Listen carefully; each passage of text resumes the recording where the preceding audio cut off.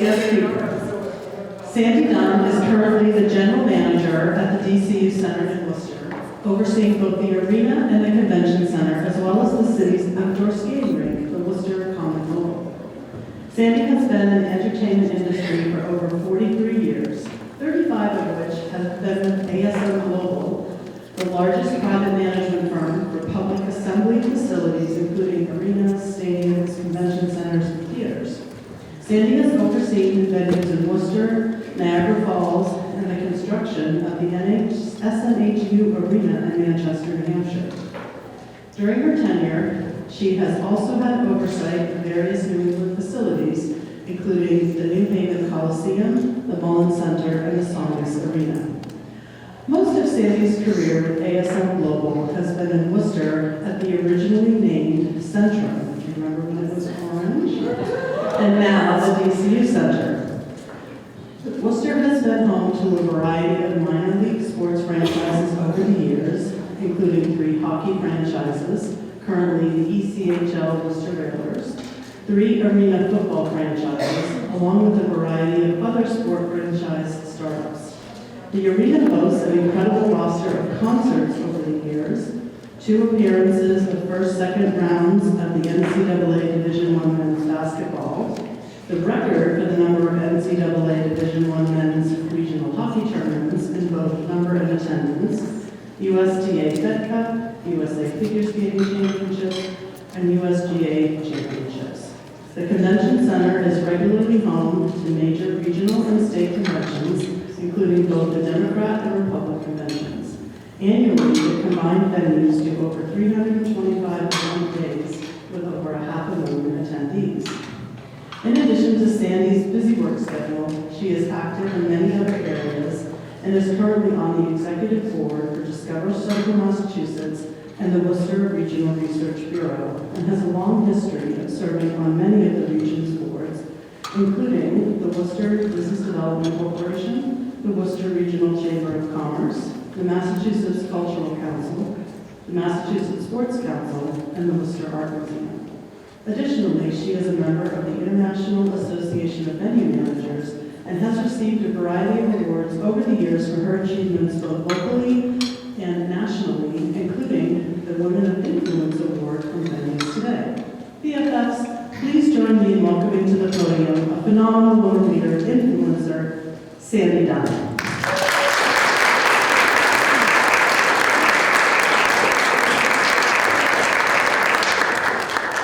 So if I was really lucky, I wouldn't need to use that microphone.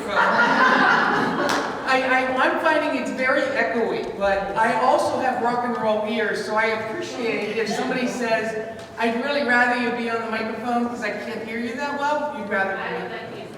Okay, great. The echoey, does anybody else have echoey going on? Yeah, I've got a couple of people with the echoey going on too. Anyway, the poor event manager who's doing such a hard job of cleaning everything up is like, oh, my building shouldn't be echoey. Sandy Dunn. A lot of you I've met. Certainly Karen has been around for 40 years, Mary Simone, 40 years. We're the old timers. Oh, I'm sorry, you said Originals. we're the originals. We're the originals. And good friends, and which is a terrific thing. I think that's one thing that men do really well. If you're around men very much, which I'm going to talk about a little bit, men cannot see each other for 20 years and say, hey, buddy, how's it going? And he turns and says, he's a really close friend of mine. We haven't seen him for 20 years.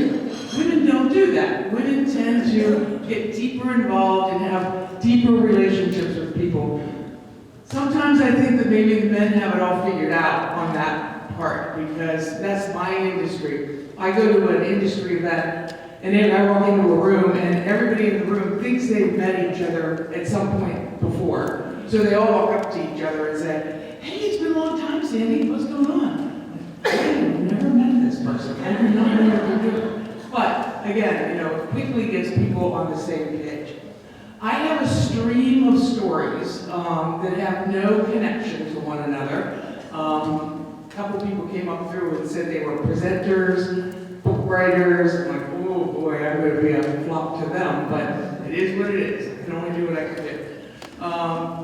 So, and it's through a 40-year career, as she said. I think I'm 41 years now with ASM Global, and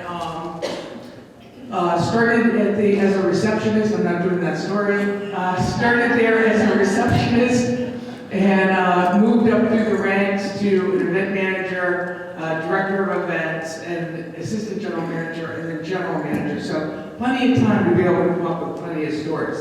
But that being said, I was born and raised in Punxsutawney, Pennsylvania. I always have to throw that in because there's only 2,000 people that live there. So there's got to be very few people in the audience that ever have been there. And now every February 2nd, you can say, you know, one time I met this woman, she was from Punxsutawney. There is a Gobbler's Knob. What's that? She's a really good friend. That's right. There is a Gobbler's Knob, and Phil and Phyllis just recently had 2 children. So there will be another 135 years. They actually say Phil's been alive for 135 years. That is not true. So I know. I'm in an all-boy world. I had 2 brothers growing up. I have 2 sons. Small town.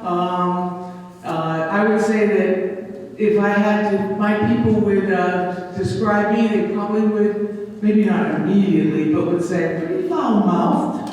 I think that comes from being around men all the time. You get a little fouler of a mouth. And again, it leads into a story I'll tell later.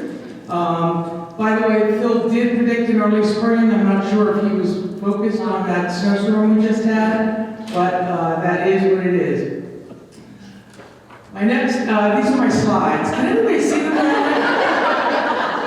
Karen, somebody from your office called me and said, do you need slides or anything? I'm like, nah, I don't need slides. I'd rather do any slides. These are my slides. If you can't see them, you can come up here and scan. 1974. I just saw this posted on LinkedIn, and I was actually really surprised. Did everybody else see it posted too? I think it was on LinkedIn. So in the room, show of hands, who was born before 1974? Okay, that's a lot of you. There's a handful that were not born before 1974. Who was working in the workforce in 1974? Okay, not many. There's only 3 people in the room that were working, 4 people in the room that were working. The incredible thing that I saw posted was that in 1974, a woman could not have a credit card in their own name. Could you imagine?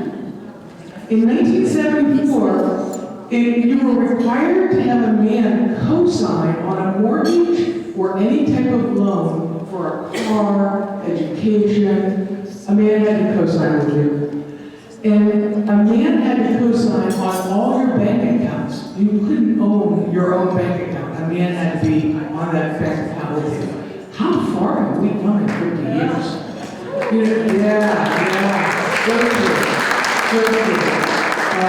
And now we have BFF, so we've got it completely under control going forward.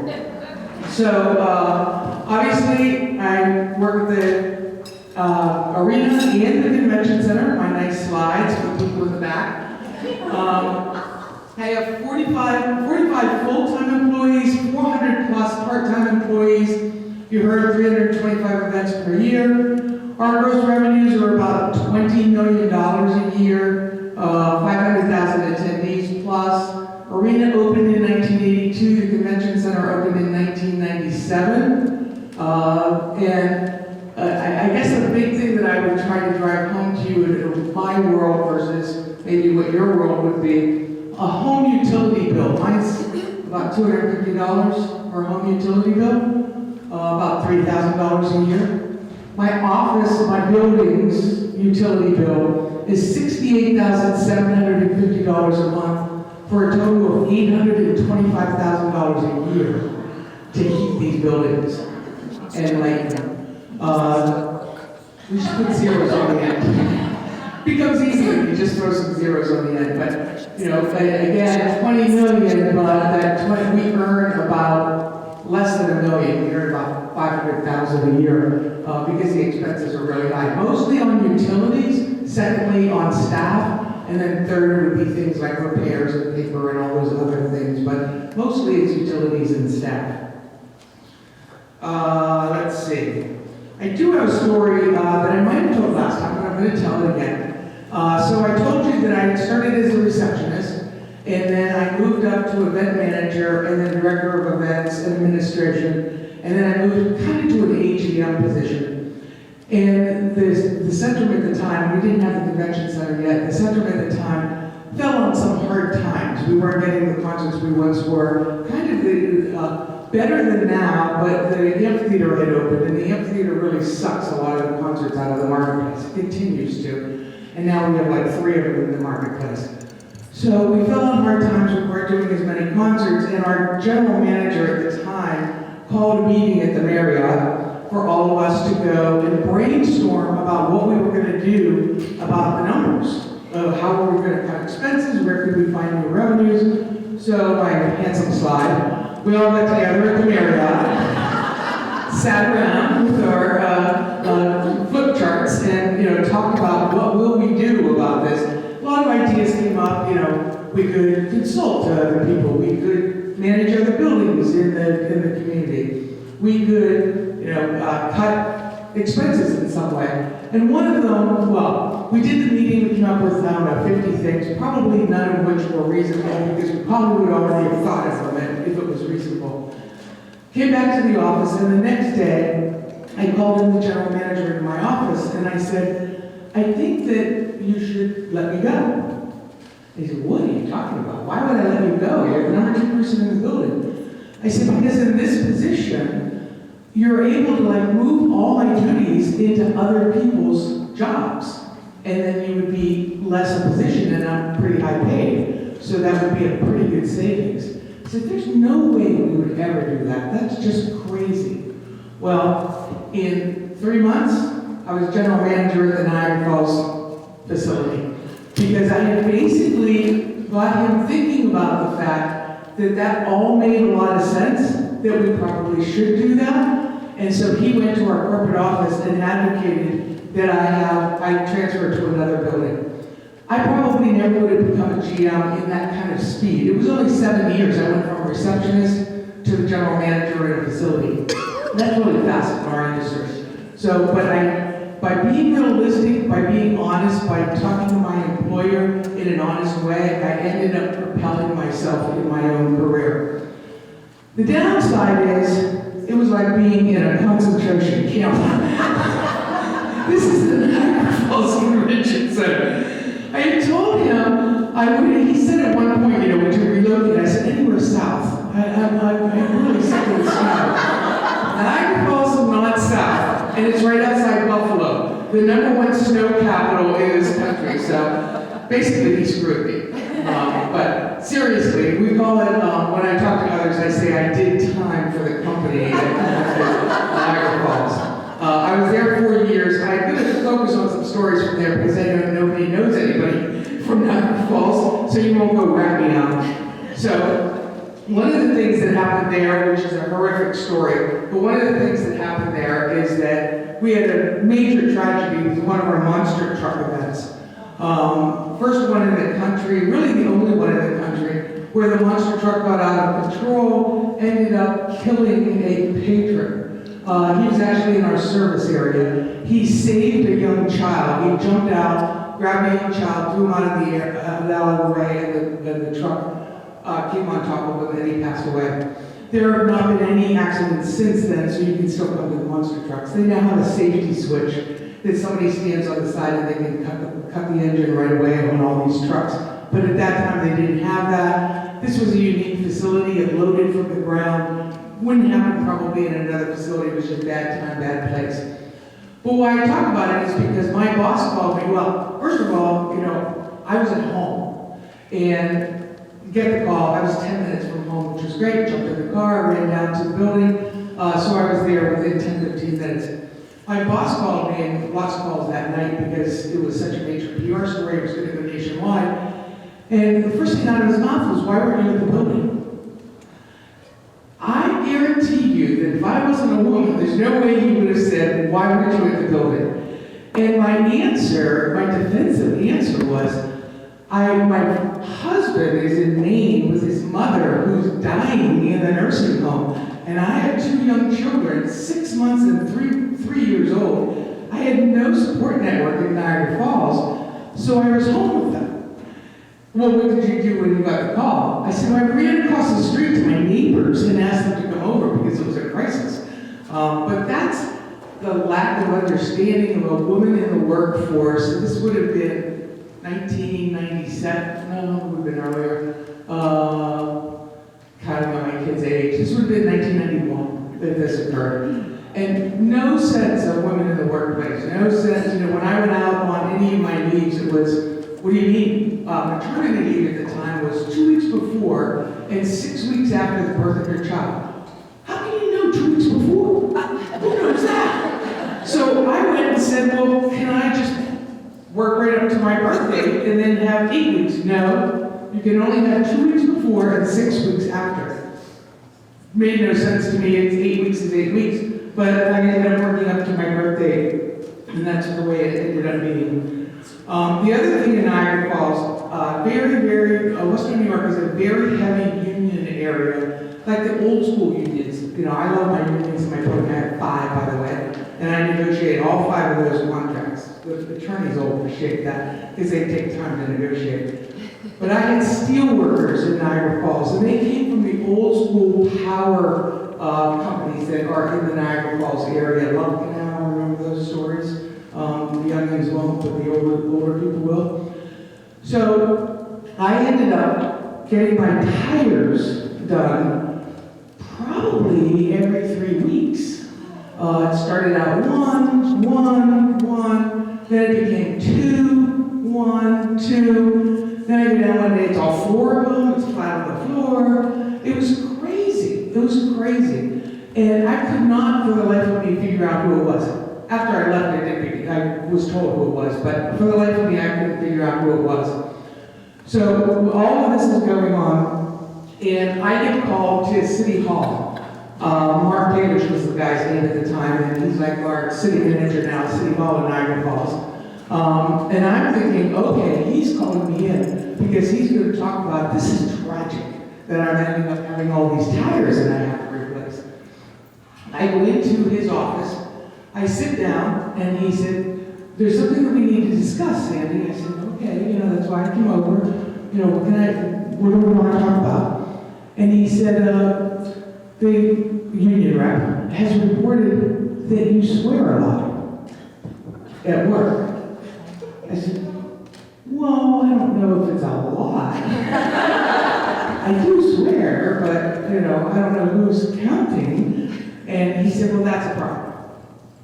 You're going to have to clean up your language. And I'm thinking, I got to clean up my car and my tires. And the union rep is involved in this, but he's reporting to the city manager that I've got a foul mouth and need to be cleaned up. So that was Niagara Falls, God love it. Moving on to another story, and I'll come back to these, I hope. If I don't run out of time, you'll give me a hand. You'll give me a hand up. So the other thing is I traveled a lot. So I was the first female GM for our company. I became a GM in 1990, and I was the only general manager, woman general manager for like 10 years. It was crazy. I didn't have to share the bathroom with anybody. The only other woman in senior management was our vice president of human relations, HR at the time, human resources. So I shared a bathroom with her. So we would do a lot of conventions, etc. It would be all the guys. So I have a couple of all the guys stories that happened in those 10 years. It wouldn't happen today, but happened in those 10-year time period.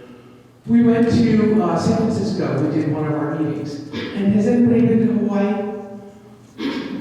Did you see this guy? This is a big deal in Hawaii, I guess. These dancers. These dancers that are in Hawaii. And in San Francisco, we were very fortunate to have this lovely guy and his minions dancing for us. And you can see it's pretty sexual. And, everybody's laughing at it. It was fun. Until he pulls me down onto the stage. Well, how embarrassed am I? So I grab the vice president of HR and come down on the stage with me. So she comes down on the stage too for about 30 seconds, and she's embarrassed enough that she runs off the stage and goes back to her seat. And I sit there taking the embarrassment of this because that's what I was used to doing with all the men in the room. And he does all his sexual innuendo, and that's the way it is. So at the end of the conference, they gave me this nice little fishbowl, thanked me for being such a good sport. Now, again, today, hope to God, none of that would happen. But that's what was happening at that time when you were in a business that had all men. And, at the end of the day, I don't begrudge all of that happening. I didn't have any horrific things happen to me, fortunately. And it was just kind of the way it was at the time. I might have told this story last time. Did I tell the story of the bus trip? This is another convention that we went on. I forget where it was, probably Philadelphia, somewhere like that. And it was the end of whatever sessions we had. We were out at another location, and we had been bused there. There was like 4 buses. So we all jumped back onto the buses to go back to the hotel. And the next thing I know is that our bus ends up in front of the gentleman's club. There's 2 women on the bus, an accountant from our corporate office and myself, and 38 men.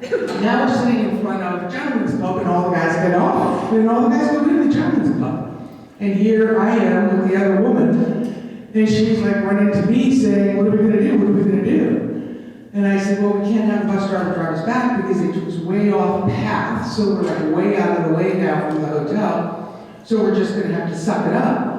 And she said, well, I guess we'll just stay on the bus. I said, I'm not staying on the bus outside the gentleman's club. I'm going in. I was more worried about being outside the gentleman's club with nobody I knew. Bus driver was going in too. And now we were going to be sitting out there on a bus with a bunch of creeps that were going to be coming out to their cars. No interest in doing that, so we went in the gentleman's club. That was my solution. Somebody else might have a different solution. It wouldn't happen today, I don't think. But this one's 50-50. This could happen today, as far as I'm concerned. Now you would just call an Uber, and you'd be all set. But back in the day, I don't think we had cell phones at this point, so there was nobody we were going to call to be able to solve it.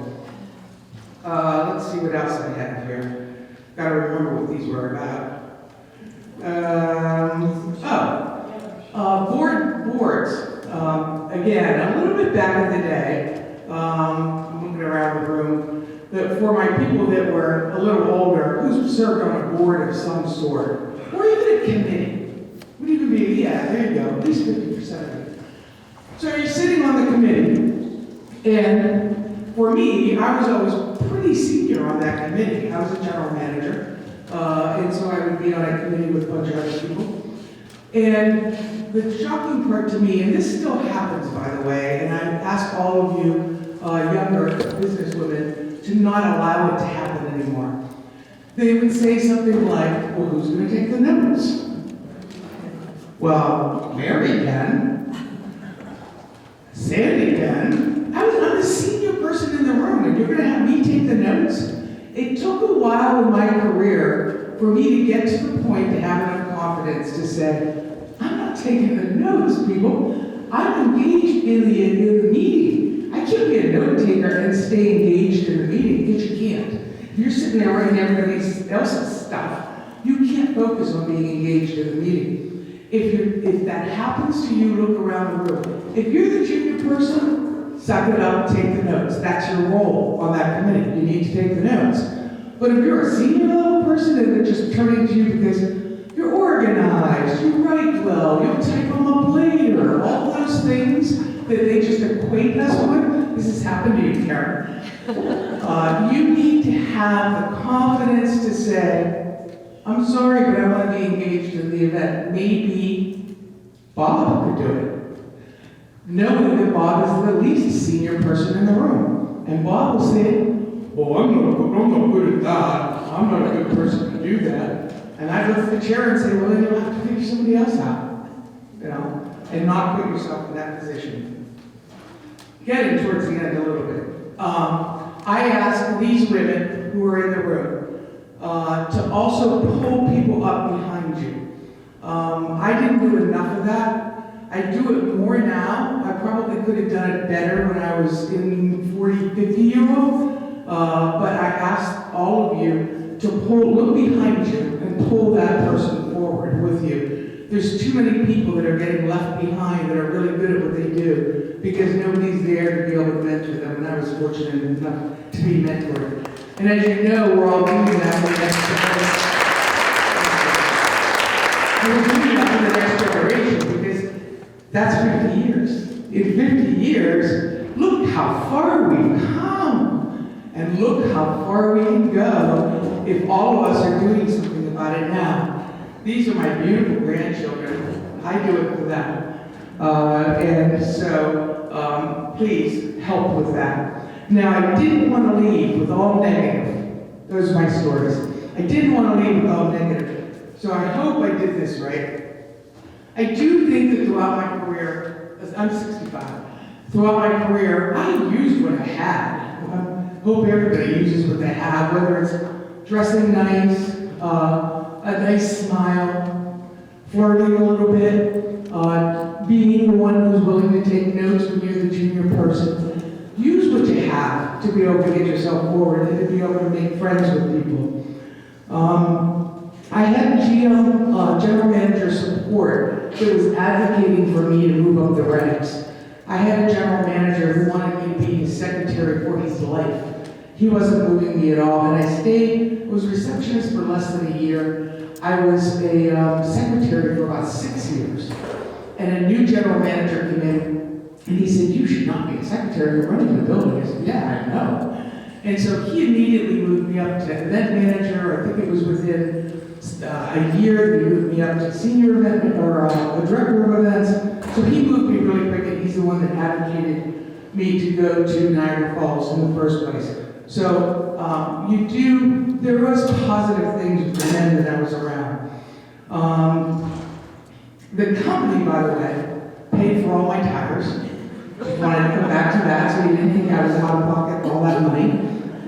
When I returned to Worcester, when I started in Worcester as a receptionist, there was a bunch of directors that were there, the senior level people, and I was receptionist. And I moved up through the ranks, left as GM, came back. They were all still there. So I don't know if it was awkward for them, but it was awkward for me to come back, and now I'm over the top of them. So I'm proud of myself that for all those people, within a year, year and a half, I got them a general manager position somewhere else that worked for them, not just any general manager, but somewhere that they were willing to go. Again, they were all men, unfortunately, but looking behind and pulling people up and recognizing the value of individuals that are working for you. I'm lucky that I met all the artists that I met. We don't push for it, but we get to meet a lot of artists just by the nature of the business, and it's a fun industry to be in. Since 1974, we've come a long way. We have a long way to go. My company has been there for me through 2 children, a hip replacement, parents aging and passing. They were a long distance, so I had to travel monthly for 2 years to see them. My brother had a bone marrow transplant. I supported him for 6 weeks out of the office. He then passed away. I supported his kids for about a month after he passed. My other brother had knee surgery. I went and supported him for 4 weeks. My son's wedding, certainly that is a major time during your life. My grandchildren now, and my other son is getting married in September. So while I say, the paternity leave wasn't great at the time, I was fortunate enough that my company stood by me on a lot of major things in my life. When you're with a company for 40 years, they're really your family at that point. And with that, that's my shtick. I do have gifts for all of you.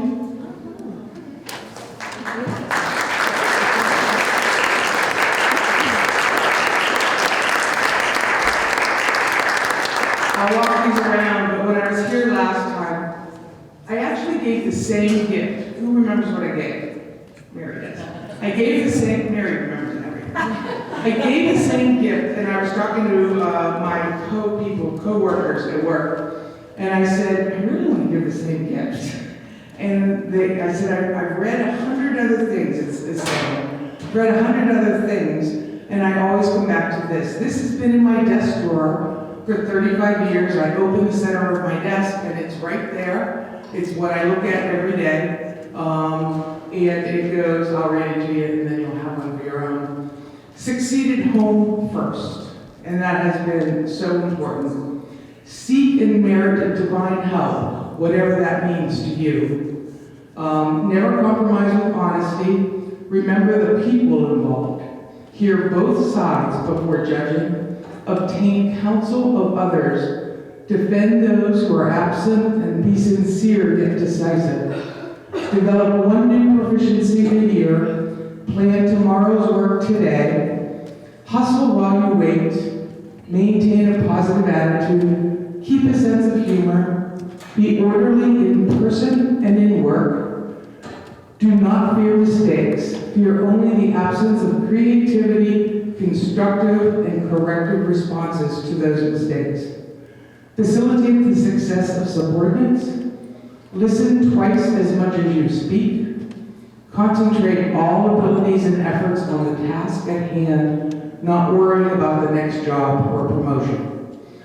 And with that, there's also a bookmark on these, and depending on which one you get, you'll have a different aspirational kind of quote for yourself. Be your own hero. So thank you for having me. It's been a pleasure.